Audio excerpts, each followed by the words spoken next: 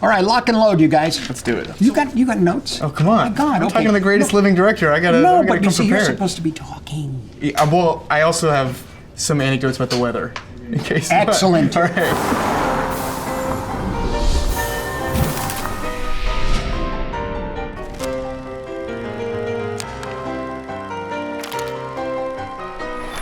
Hey, come on, everybody, move on out.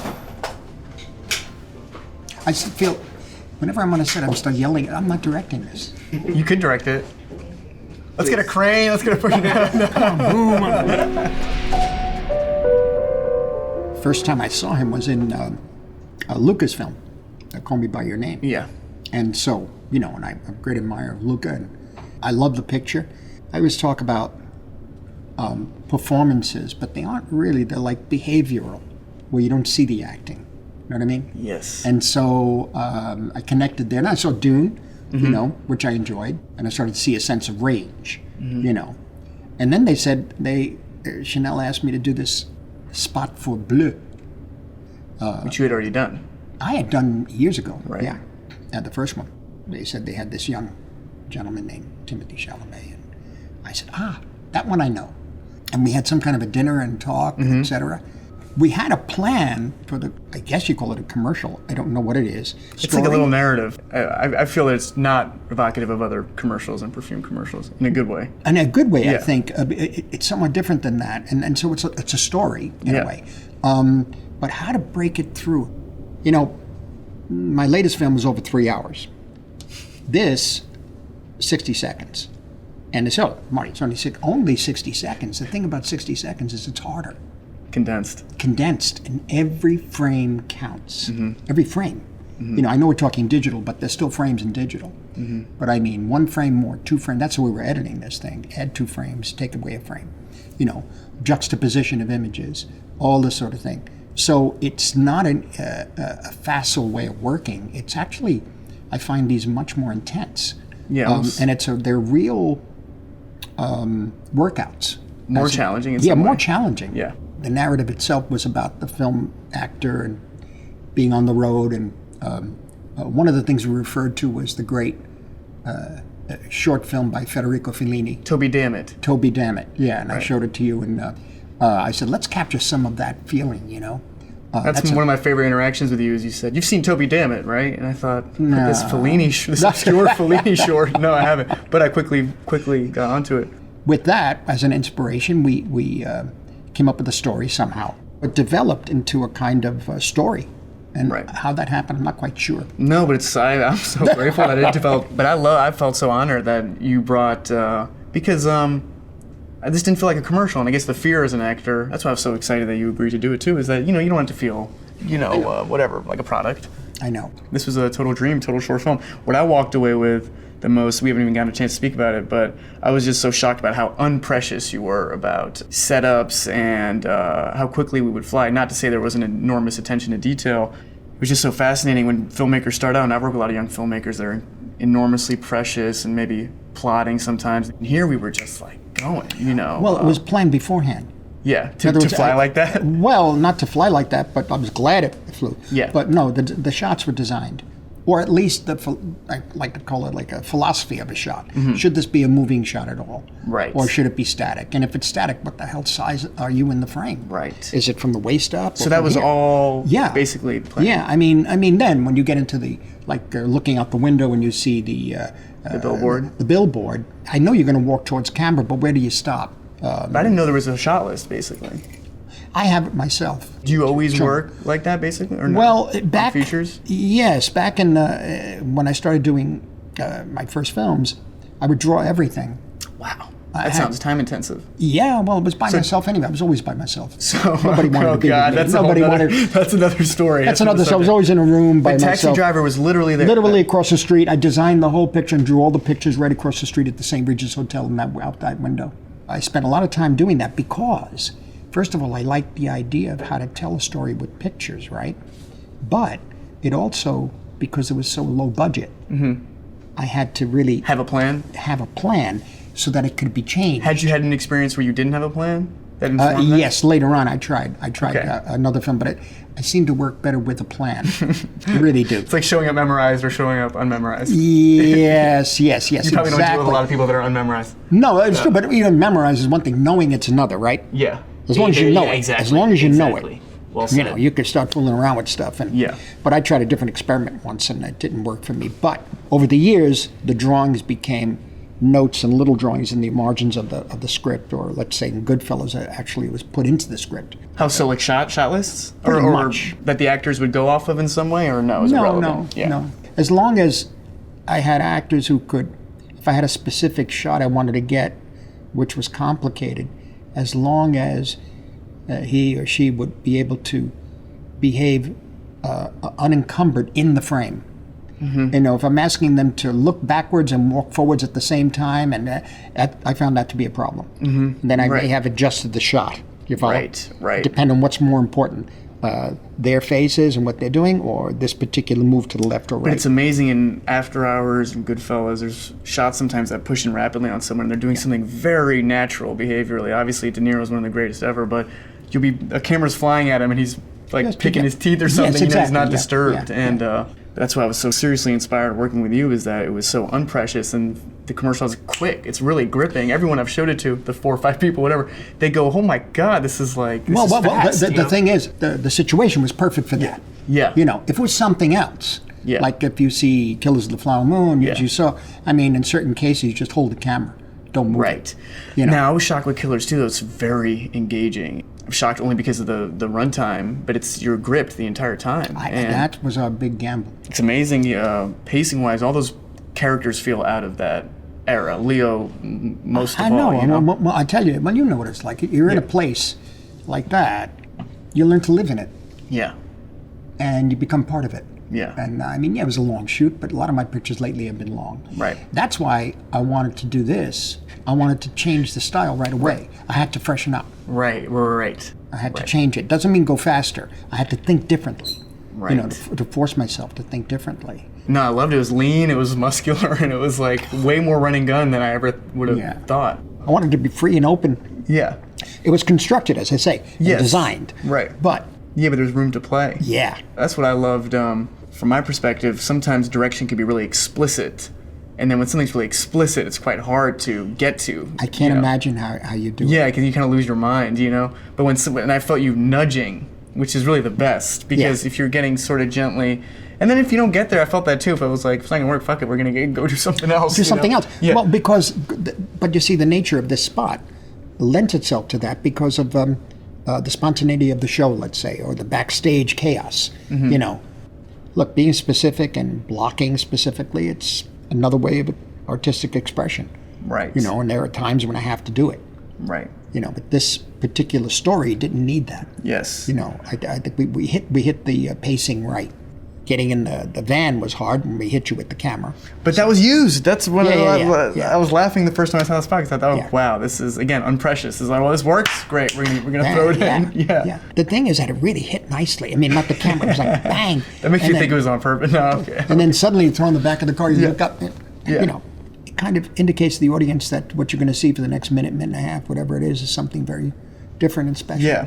I shot a movie in New York 7 years ago on the streets, whatever, and it was so wonderful to wrap and then walk home. It feels more like a creative exercise, I guess. Well, the city has and they always use the cliche of the energy, but it does have the energy. Right. It simply does, because everybody's on top of each other. Right. I mean, look at it. All the buildings on top of each other. It's different from LA. LA's spread out. You get the car. Back in 1971, when I learned to drive, I had to learn to drive out there. It was wonderful.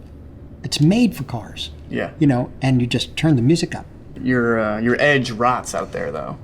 Yeah, it tended to, but luckily I was able to do films like Taxi Driver, and then Right. mainly because they saw Mean Streets and they wanted De Niro and myself together on that film. But it was a different New York. Oh, that was the New York of, Ford to City, Drop Dead. We shot it in the summer of '76. It was apparently the most Violent? No. well, violent, yes. But you see, for me, violence here is always the same. I grew up here. I'm always walking in the street a certain way, or I know not. Yeah, you was checking your shoulder. So the thing about it is, no, I just know I could see a person coming down that may not, because I grew up downtown in a rough Lower area, East Side, right? in the Lower East Side when the Bowery was the Bowery, and it was Right. pretty scary growing up as a kid. Right. But what had happened was that the city was going to go bankrupt, and they asked from my long story short, Yeah. asked for federal The help. Bronx is on fire, insurance schemes.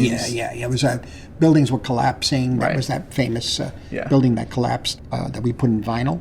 It was apparently the lowest ebb that the city has ever been in. Was that when we were it was shooting a Taxi Driver. perfect cinematic background. Yeah, but for me it was normal. Right. I was used to that. Well, I grew up in Hell's Kitchen, and Hell's Kitchen's changed a lot from when I was growing up. Because when I was growing up, it was still a little bit on the edge in the Port Authority bus terminal. And the Port Authority's kept its edge by nature, I guess. Yeah, it has. But the rest of the neighborhood is much more dressed up. Yeah. Come up a bit. But the Port Authority was, I used to use that a lot. I was living in New Jersey, actually, but in the mid-'60s, it was very cheap to live in Union City or Jersey Right. City. And coming in and out of that Port Authority bus terminal, what I saw in there Yeah. in the 60s, my God, it was horrifying. Right. The only places I think probably in Alphabet City still has a sense of the old tenements that I grew Yeah. up in. That's what was weird working on this commercial too. Is it's not tropes, but so much of the iconicism of New York has stemmed from your work. So it's bizarre to all of a sudden be, Well, the only in thing it. is like when you're down in the street in Soho, that you're walking along at the end. And Yeah. when I was growing up, that street is where you went to steal hubcaps. And now it's And also other things. Yeah. So, not that I stole the Yeah. hubcaps, but I was with guys, kids. Now, it's like being in Provincetown, Connecticut. I guess I never was there, but it's fancy as hell. Yeah. Yeah. I love in Taxi Driver, having just watched it again too. I feel like you see so many things about moody or people on the edge. Watching it again, the opening shots are like super beautiful and serene, and the music's playing, and it's not lecturing. The movie's not lecturing you and telling you. no, it's I a- just saw the city that way all the time. One of my favorite things in the city is the steam coming up out of the street. And so I had to have the car go through the steam. that opening shot. Yeah, I had to. And I was down on 22nd Street somewhere late at night. There was criticized at one point by certain snobby critics saying, and that's the level of the metaphor of the film, hell. On The Earth. cab is coming from hell. I said, no, that's New York. It's the just is steam what in the it is. streets. It is what it is. And when you see things come through that steam that way, you could think of, if you want, you could think of the Inferno, you could think of Paradise. Right. You don't know. Right. It's a beauty of the city late at night that way. Yeah. When you just pipes of smoke coming up all the way up Second Yeah. and Third Avenue. Oh man. Yeah. Absolutely beautiful. And the red lights, the tail lights of the cars. It was always raining too that summer. But you guys got lucky. It was always raining. And It's finally, amazing. we were waiting for the rain, and we started to go 2 or 3 days over schedule, and they were really mad at us. The studio was screaming, and I got in a lot of trouble because they were going to pull the plug on the picture. And so I said, we're shooting in the rain, so it's not going to match. We'll have to figure out how to. Well, we better shoot fast then. Yeah. Get it done. I still go back to basics. Right. Normal lens, long lens, wide angle lens. Right. And then from there, you could go infinite. Right. And so movement or no movement of the frame or movement of the camera in the frame, because a pan is different from a track, right? Right. So I stay with those basics. And then if there are new things that could be implemented in there, and using focal length in a certain way, but I do find that after all these years, and with all the new technology, there are more choices, and it's kind of good in a way, except that more than 2/3 of those choices you don't need to make. Right, because you end up wasting time or It's something? wasting time. Yeah. Yeah. So it always goes down to the basic as an actor and as a director. What do you want Right. to say? Right. And what's in the way? Something's in the way. What the hell is it? Is it technology, or is somebody, in front of you and you're trying to do something and they're distracting you? It's that simple. Right. And now with And there's few filmmakers that have a command of both, right? yes. Yeah. Yeah. And to not get stuck into just the cutting edge. Well, I think a lot of those filmmakers are recent in a way, Right. because they grew up with the technology. I did Right. not. It's another generation. Yeah. It's going to be interesting what you guys do. Well, that's why and I don't want to be cynical, and I don't want to take myself out of being a member of my generation as I have in the past. But I just think boredom is a good thing, and the way I was intensely bored growing up and had to read books, or if I could get my hands on a movie at my grandma's house, you cherished that movie. And with too much information, too much access, you know what I mean? You're not going to Yeah. Well, it was a similar thing with you're talking about boredom, in a sense, because of In my case, when I was 3 years old in 1945, I contracted asthma, and my parents were working class. They didn't have books in the house and that sort of thing. They would just take me to the movies a lot, or let me eventually go by myself to the movies. And I had this little tiny area in the apartment before everybody came back from work. Wow. Then I started to learn how to read novels. And this priest was an interesting guy, Father Principe. He was the one who gave us Graham Greene and James Joyce. And that sort of when we were about 13 or 14. Right. And I started to read. That was a whole issue. Right. You know. But I think... it was piecemeal in some way. Yeah. Yeah, but what happens is that it's the old take the horse to water, you know, and if the horse drinks, you know, so that I had a couple of people who were doing that for me, and we were sustaining ourselves. We were continuing. We took advantage of those suggestions and guidance, and it wasn't always friendly. These were tough guys. But they weren't telling you what to think or what was good. They were kind of giving you the keys in some way. Giving you a basis of morality, too. Right. And somebody pointed out, said, like in Killers of the Flower Moon, or a number of the films I made where the level of corruption is so deep because it's not the society is not rooted in morality or any kind of spirituality. That's what human nature might be. That without that guidance or without that even dialogue between people about morality and spirituality, it becomes pure corruption. Right. I mean, if in the movie. Because the Native Americans don't understand the value of money. If I, charge you $1 for this glass of water, they pay it, and then you realize they don't really understand paper money or anything like that. They're rich, but they don't know why, and they don't know what money is. So when they come in again, I'm going to say it's $10, and they pay it. Right. So I'm going to say next time $25. I'll keep $15.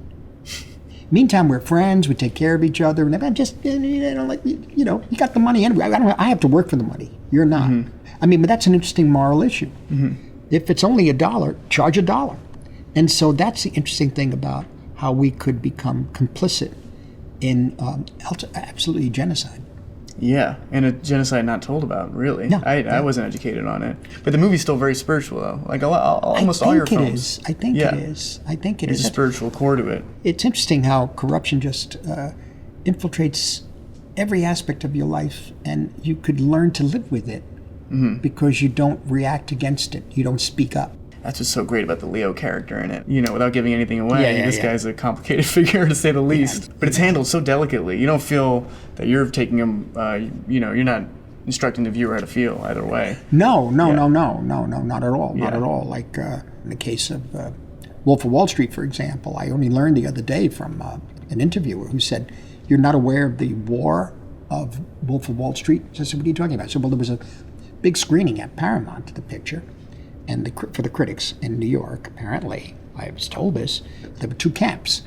One camp that loved the picture, and the other camp that was furious, saying I didn't take a moral stand on Jordan Belfort. And one of the critics from the other group that liked the picture said, "Do you really need Martin Scorsese to tell you that that's wrong?" Right. Yeah, it's well said. That's well said. Yeah, it's well said. You really need him to tell you that's wrong? Well said. He knows it's wrong. Does that moralistic attitude bore you a little bit now, or no? Well, it's beyond boring, I think. It's always been around. I mean... because America's a Puritan country. Well, it says it is. Right. Well, that's what's confusing to me as a young person is but there's a difference. There's a difference between religion and spirituality. Okay. And religion could taken the wrong way, could become something that is restricting and becomes intolerable and becomes judgmental. Judgmental, key word there, yeah. Yeah. So you have a big problem. Good example is Killers of the Flower Moon. Yeah. They're all Europeans who were Protestants. Right. I'm not condemning Protestants. I'm just saying that was the moral code. They had a morality. But, when a guy like Bill Hale, played by De Niro, who says, "I love these Osage people," and he's killing them, but he does love them. Now, what is that? It's fantastic because you don't feel there's no music cue that says this guy's evil. No. It's he's just going to do what he's going to do. But that's the thing I think ultimately about concentration for younger people and taking the time not just to make a movie to become famous. That's good too if you can. Yeah. But I think ultimately if you have something to say, if you're really burning, and not just the party line. Yes, exactly. because the most important things are things that are new and fresh, point a way forward, point you to how people are feeling. It's harder to know now. There's less mainstreaming of things now. I think things are a little more. I was going to say the other night we were at this big event. People were talking about that the news is different now and this and that. I said, look, back when I was growing up, there was CBS, NBC, ABC. It's gone. Right. I said, in effect, the mainstream is going. Does that shock you, having been so representative of your generation, to feel now like, what the hell am I looking at, kind of thing, or no? But you're so young at spirit. I mean that. I'm not just saying that to blow smoke. Thank you. No, that's nice. Yeah. But I like keeping that youth, and I like keeping an open mind. But an open mind means less restrictions, and these days, for good reason and for good intent, there's a great deal of a closing of the mind. Right. Killers walks that line incredibly because it tells the story of a moral injustice, more than a moral injustice, a human injustice, but you still have characters that are wonderfully complicated. And that's hard to achieve. Well, because there isn't it isn't as simple as suddenly you go into a world that's all morally unjust and everybody's very serious and they're all villains. Right. No, it's the guy next to you. It's you, even. Catholicism was confession. You have to examination of conscience. Or in Maoist, it was Maoist self-criticism. You know what I mean? Right. But not to be afraid to criticize yourself. Right. And don't become cowed by what other people think. Right. And what they want you to think, I should say. Right. Do you feel like the story around your life and your work, impacted the kind of movies you were making? I don't know. The story of my life was, I guess, wound up in the movies in the mid-'70s. That was a little rough period. Pretty rough period till about 78. 76, 78 were pretty tough. And came out of it at the end of 78. I just embraced myself from where I came from and did this film that De Niro really wanted me to make over the years, but I had resisted. And that was Raging Bull. I think I read that you hadn't wanted to do it at first. Well, for many different reasons. He saw it sooner than I did. He knew it was me. He knew it was in me, the Jake LaMotta character that we were making. And so then I felt comfortable. And I realized, I know You didn't see it at first? No, I was blind. Because you thought you didn't relate to it, or? It was, first of all, we hadn't really consolidated the script. And my friend Martin Well, it's a huge story. Yeah. And the last 30 minutes are a different movie in an amazing way. Yeah. But there were different things. The relationship with De Niro was changing too. Because of his stardom? And other things. Do you want to work again with him? You know what I'm saying? I had to really think about that. Yeah. Well, some of the best collaborations happen with, Yeah. But we went through that period and we came out the other side and it was Raging Bull. Right, there you go. So then we did it again in King Comedy. Then I wanted to go off into Last Temptation of Christ, to other films that I wanted, Gangs of New York, things like that. And ultimately, when I say embraced where I came from, Raging Bull, was, it's the 70s, and where I came from, people were still alive. My parents were still living down in the tenements. A lot of the stories I was putting in my movies had elements of truth in them. A lot of people down there were still alive, names you couldn't mention. So yes, there's a sensitivity around these. Yeah. So I was in LA. I had long hair, I had cowboy clothes. I loved. I saw a picture of you at the Cannes Film Festival recently, and it's not the Marty I met. Yeah. So no, what happened? I had to grow the beard because I looked so young. Everybody was laughing. Okay. They thought it was 12 years. I said no. Okay, so I grew a beard. But what I'm getting at is that I couldn't really talk too much or embrace too much my background. But by the time I did Raging Bull, I said the hell with it. Right. And I went back, and my mother and father were in the film, and we shot it downtown. Because you started using your mom. She's in it. Yeah. Was it simply a respectful fear, or more than that? It was a caution. It was a caution. Yes. No, a lot of people were still alive. And it was before the Little Italy became the Little Italy that it is now. Right. It was a closed society. Right. No names mentioned, ever. Right. It's nice when you come back to the director. There's a dialogue, there's a rapport. Also on the acting side, you feel like, this person really likes me because I'm back again. I'm back. Yeah, exactly. He didn't throw me out. Yeah, exactly. It gives you confidence. But you've done that, legendarily with De Niro and DiCaprio. Yeah. And we'll do Chanel commercials every 3 years. Yes, exactly. No, but with them, though, it's just a different thing because De Niro knew me from Lower East Side when we were 16 years old. So he knew the people I grew up with. Right. Still does. So a few of them left. He was with another group up on Kenmare Street. We were on Prince and Houston. Okay. Prince and Houston Street, Elizabeth, Mulberry. Every now and then we met in these after-hour bars late at night, respectful and always very, very nice to each other. Some of the guys he was with we didn't like. I miss I'm talking about Yeah. myself and a couple of my friends. We said, Right. oh, these These guys. Stay away. Was he already acting? I couldn't tell. I don't think so. Right. I lost track of him is what happened. Right. And because Brian De Palma had been working with De Niro in High Mom. Wow. And so they said, you got to meet him. And after the dinner was over, we were sitting in another room. And he looked at me and he says, you used to hang out with Curdy, right? And Joe Morale. And you're with, remember Albie Eyes? I said, yeah. He said, I'm Bobby. I said, Bobby? You mean Bobby from Kemba? He says, yeah. Wow. I said, I didn't realize. And that's how we came back That's how together. we linked. My God. And now you live 5 blocks from each other or whatever. I don't know. He seems to be around the corner. Yeah, you see him all I the can't time. tell. In between roles, he looks anonymous. I have no idea who he is. Right. He could be right next to me. He's at B&B Bagels on the line behind you or something. Yeah, you don't know what's Yeah. going on. I mean, one night we had dinner with Michael Powell, the great British director. Mm-hmm. We were preparing for Raging Bull, and he wanted to ask him questions about gaining weight.